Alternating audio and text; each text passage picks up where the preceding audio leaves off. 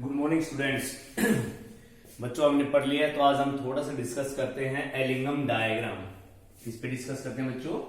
Ellingham diagram of reducing agent. हमारे पास of metal of reducing agent में simply आप इसको डायरेक्ट पूछ सकते हो। एलिंगम डायग्राम हमारे पास किसने दिया था? HJT हॉलवर्ड्स एलिंगम ने।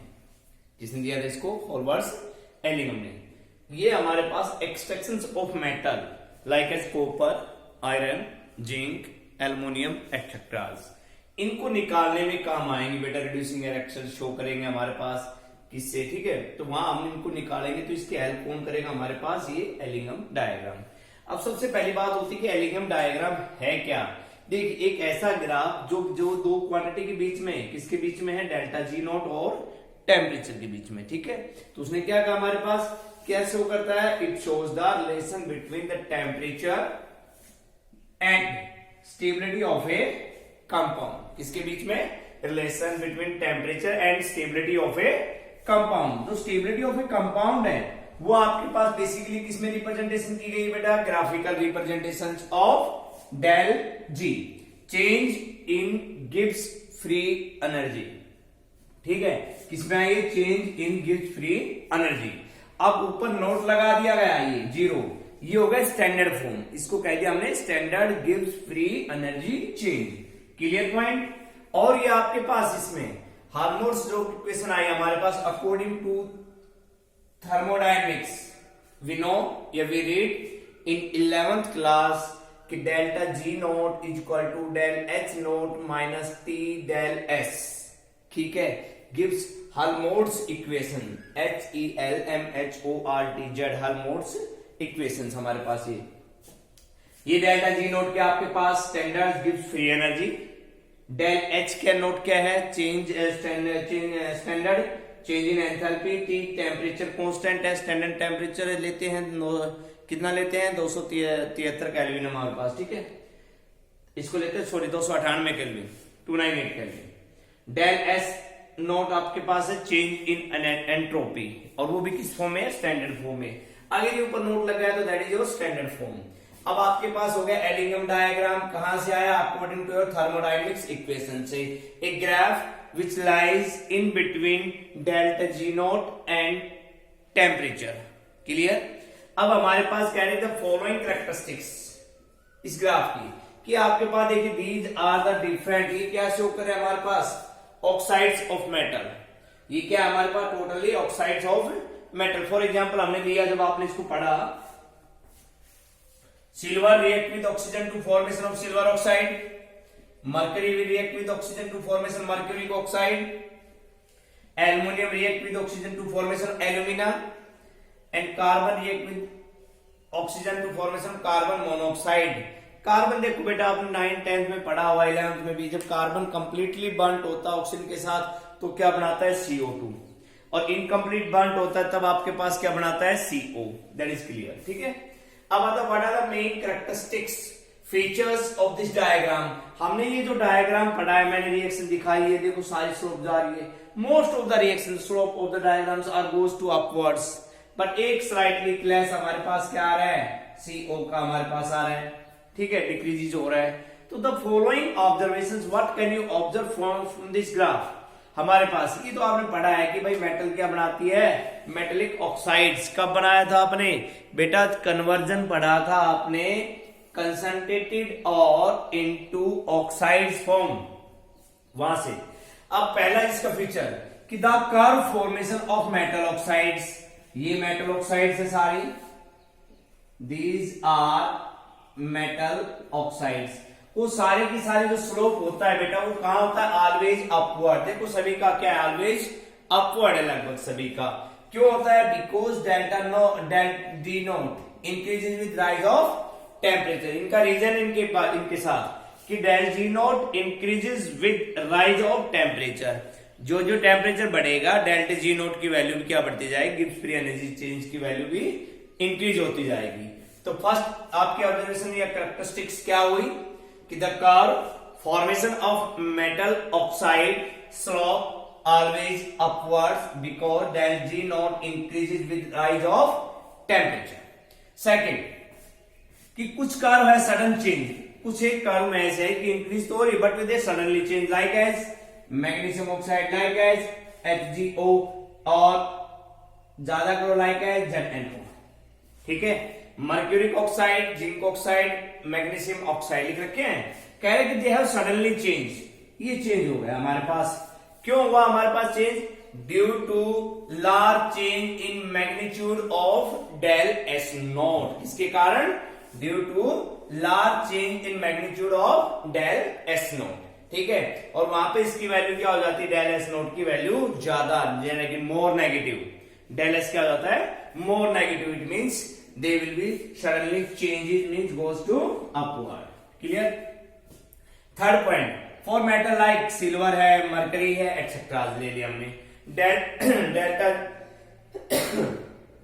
Del G naught exceeds zero, वहां पर वैल्यू हमारे पास के हाई टेम्परेचर के ऊपर डेल जी नोट या हमारे पास change in Gibbs free energy high temperature पे क्या हो जाती है? जीरो हो जाती है फॉर दीज मेटल्स। किसके कारण?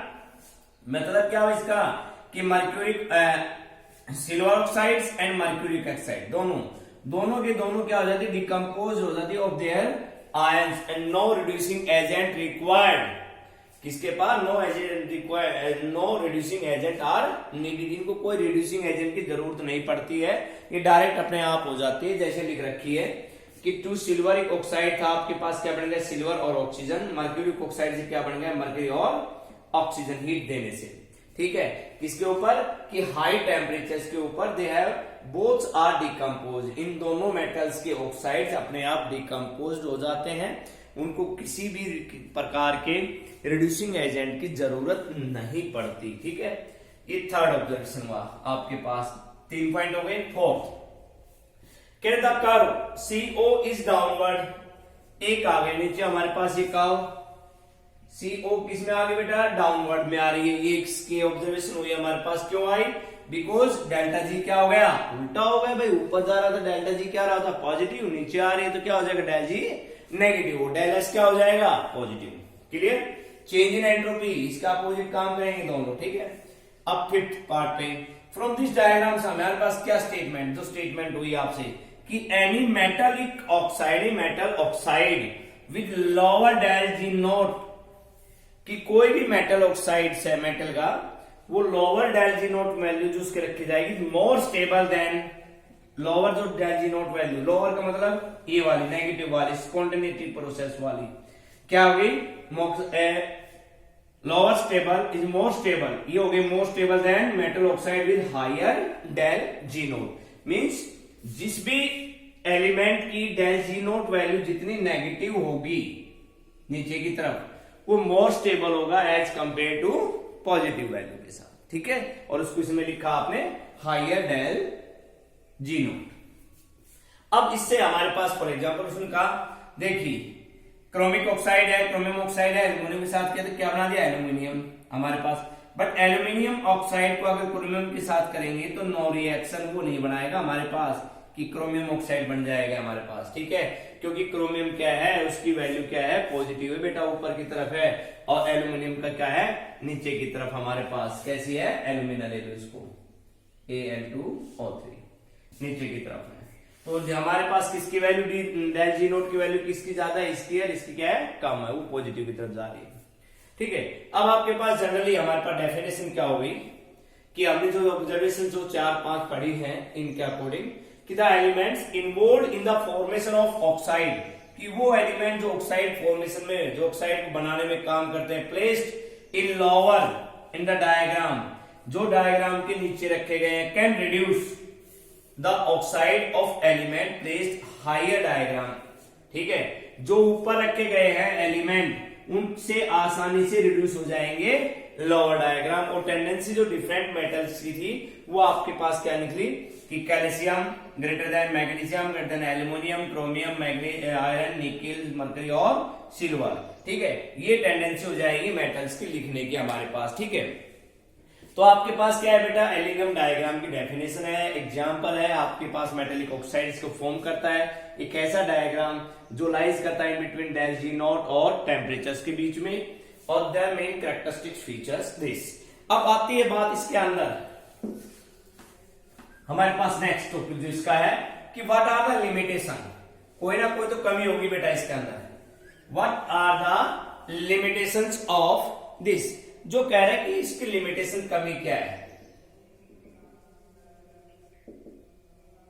फर्स्ट जो लिमिटेशंस कर्व, कि द कर्व जो इंटरसेप्ट कर रही है कहीं ना कहीं टकरा रही है बेटा आपस में, कहीं ना कहीं वो टकरा रही है आपस में, टकरा रही है ना।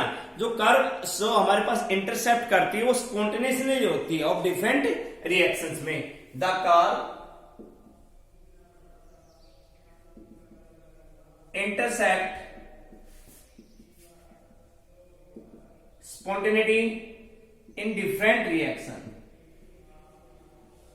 spontaneity in different only on the spontaneity of different reaction whether वो feasible or not।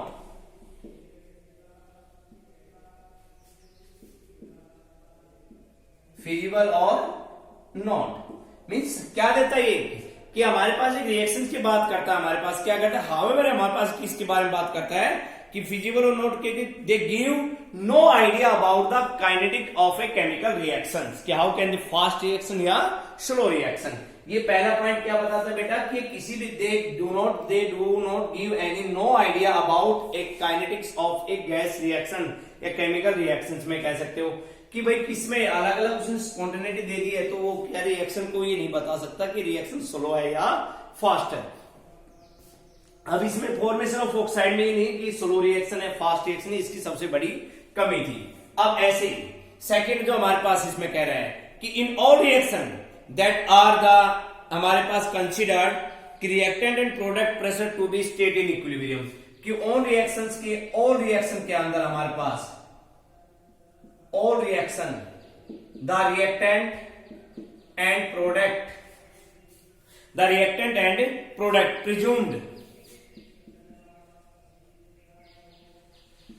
in state of equilibrium,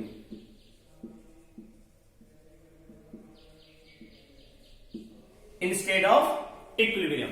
दूसरा ये क्या बताया कि इन्होंने आपके पास कि भाई आपके पास कोई भी और रिएक्शन जितनी भी हमने लिखी थी पीछे आपका एग्जांपल में दिया गया था कि एल्यूमिनियम की लिखी थी, मरकरी की लिखी थी, जितने टोटली रिएक्शन है ये बताएगी, ये सारे के सारे रिएक्टेंट प्रोडक्ट किसमें होते हैं, इक्विलिब्रियम प्रोसेस में होते हैं। ठीक है, अब हमारे पास सेकंड पार्ट, तो ये तो फर्स्ट पार्ट हो गया आपका एलिंगम डायग्राम कंप्लीट हो गया आपके पास बेटा। क्या है एलिंगम डायग्राम में इसकी डेफिनेशन, एग्जांपल, कैरेक्टरिस्टिक्स पे कुछ एक बात एक पॉइंट पीछे मैं छोड़ गया आपके पास, सॉरी बेटा। फ्यू हमारे पास कुछ लिखा है मैंने यहाँ पे, फ्यू नोटवर्थी ऑब्जर्वेशन, कुछ ऑब्जर्वेशन ऐसी थी जो हमने नोट किया गया। इसमें क्या कहा गया भाई, the reduction of metal oxide in definition के according the reduction of metal oxide is easier form, is easier बनता है कब, the metal form in liquid state, जब मेटल आपकी सॉलिड से लिक्विड में जाती है तो वो आसानी से बन जाती है। जैसे मेटल ऑक्साइड को कार्बन के साथ क्या कोक के साथ और आप पास क्या बन गया मेटल लिक्विड फॉर्म में, तो वो इजियर फॉर्मेशन हो जाती है, आपने ऑब्जर्व किया। अब इसी पे एक एग्जांपल ले लेते हैं बच्चों, आपके पास आ भी जाता है हमारे पास कि कार्बन है, कार्बन सुना है कार्बन के बारे में, कार्बन का क्वेश्चन है आपके पास कि carbon reducing nature of carbon, reducing nature of carbon, जिसको बोला आपने कोक, इसका रिड्यूसिंग नेचर कैसा है। देखो बच्चों रिड्यूसिंग नेचर की बात करें तो हमारे पास सबको पता है कि को कार्बन है ना act as a reducing agent in the oxide of metals. हम करते हैं रिएक्शंस करते हैं, हमारे पास C+O2 पहली रिएक्शन फर्स्ट, C+O2 गैस है, ये सॉलिड फॉर्म में है और क्या बना दिया CO2 गैस। सेकेंड रिएक्शन हम देखते हैं, सेकेंड रिएक्शन में हमारे पास क्या है कि कार्बन प्लस C+O2 वही गैसेस वही सॉलिड क्या बना देता है हमारे पास CO। थर्ड में हमारे पास क्या है कि कार्बन CO बन गया, CO को अगर हम O2 के साथ करते हैं तो हमारे पास क्या बन जाता है COO2 और आप पास बन गया CO2 गैस, ये भी क्या है गैस है। हम इसको बैलेंस करते हैं 2 to 4 2 कार्बन। क्लियर, ये तीन रिएक्शन आपके पास है। कह रहा है कि कार्बन आपके पास नेचुरलाइज करा है रिड्यूसिंग एजेंट ने। अब बच्चों हम देखते हैं एलिंगम डायग्राम के हेल्प से इसको देखते हैं। तो देखो यहाँ पे -200 -400 -600 -800। देखो -2 लिखते हैं कि delta G naught is equal to negative in spontaneous process, in spontaneous process, क्योंकि डेल्टा जी एस की वैल्यू क्या होती है, इंक्रीज हो जाती है और हमारे पास चेंज होता है, तो delta G is equal to negative. ये आप पढ़ भी चुके हो कि आपके पास 5th चैप्टर में सरफेस केमिस्ट्री में कि आपके पास adsorption is always in exothermic process, but आपने इतना याद रखिए आप भाई कि डेल्टा जी की वैल्यू नेगेटिव होती है स्पॉन्टेनियस प्रोसेस के अंदर। अब हमने तीनों रिएक्शन लिखी है। जो फर्स्ट रिएक्शन शो कर रही है यहां पर हमारे पास डेल्टा एस नोट इज 0, क्या राइज कर रहा है, डेल्टा एस नोट इज 0। मैं यह टेम्परेचर 500, 1000, 1500 केल्विन,